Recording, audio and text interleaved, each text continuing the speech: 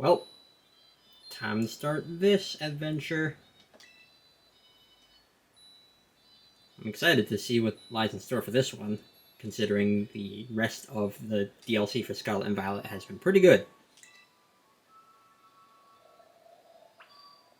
Well, I'm gonna play a little bit more, then I'll give some thoughts on it. Hi there everyone, your Power here with another vlog. So I was playing through Pokemon Violet because today the last part of the DLC came out. It's called the Hidden Treasure of Area Zero Epilogue. And I mean, it's pretty short. I played through it, managed to get a nap in because I did not get a lot of sleep last night. I don't know why. I just had so much trouble going to sleep. I ended up sleeping at like 3 or 4 a.m., which sucked because I actually needed to be up earlier than I normally do for work today. But that's beside the point.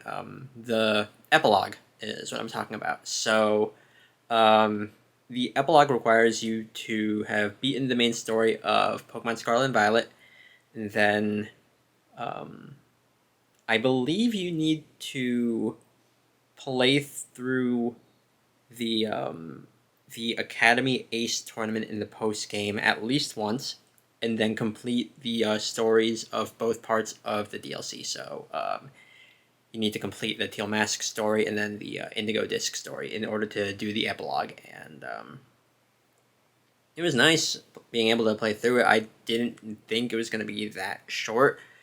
I'm not going to spoil the events of the epilogue, but it was a lot shorter than I was expecting. But I mean, the meat of the DLC was already good enough. Like the Teal Mask being a nice little thing, and then just having that build up to the Indigo Disc was pretty nice. Plus, just the gameplay that was introduced in the Indigo Disc specifically, like all of the Blueberry quests and all of the content that's just in the game because of that.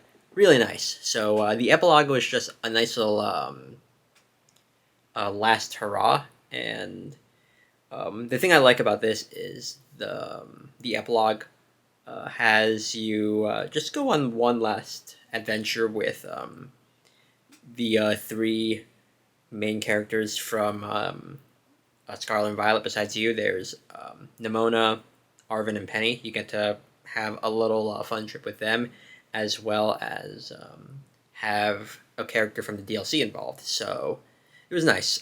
Not challenging at all. I was able to go through most of the epilogue with a team that was severely underleveled for it, just because I was raising some Pokemon up. But the last fight of the DLC, I did need to bring in a much more suitable team for it, because I didn't even realize that was the last fight, but I just had a feeling that I needed to switch some Pokemon around, and yeah. I don't know how long the item to activate the epilogue will be available, because it's something you download through Mystery Gift. Hopefully it's available for a while, but Game Freak does have a tendency to let these things just vanish into the ether. I mean, like, the best examples are in Gen 4, where you have the members card and then the Oak's Letter events, plus the Enigma Stone and Heart Gold and Soul Silver. Then Gen 5 has the Liberty Island event. But it was nice being able to have an event featuring like a mythical Pokemon in this one, because really they've just been handouts in the last few generations where you would just get a mythical Pokemon and that's it.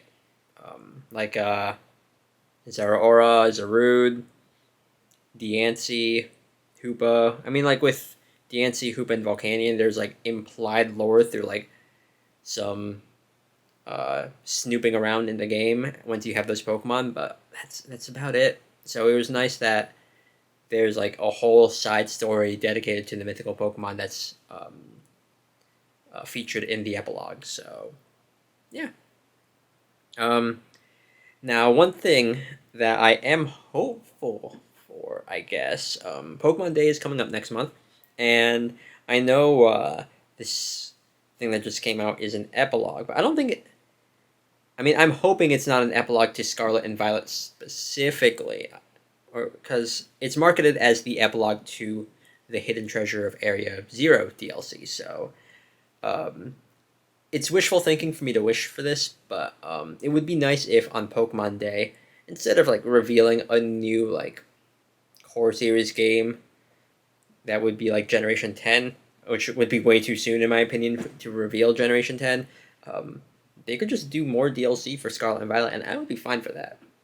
I mean, the thing I was wishing for was an opportunity to explore Southern Kalos, because if you look at the geography of where Paldea and Kalos are in the real world, because like they are Pokemon versions of Spain and France respectively. They're supposed to connect to each other.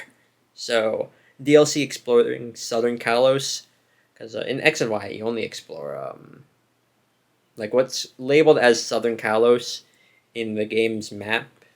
Like when you use a town map, it's one town that is unlocked in the post game. So it'd be neat to see more of Southern Kalos, but I don't know.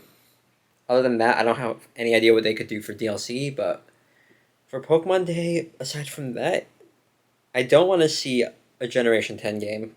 Honestly, I think it's too soon for that. But another Let's Go game or another Legends game would also be pretty cool. But yeah, that's just my wishful thinking for this, like for next month. But that's it.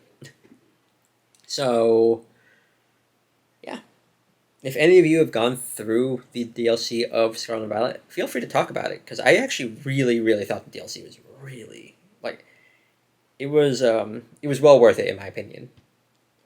So like I very much enjoyed my experience through the DLC, and when I eventually get to that point in Pokemon Scarlet, it'll be nice to re-experience it, because Violet is my main game.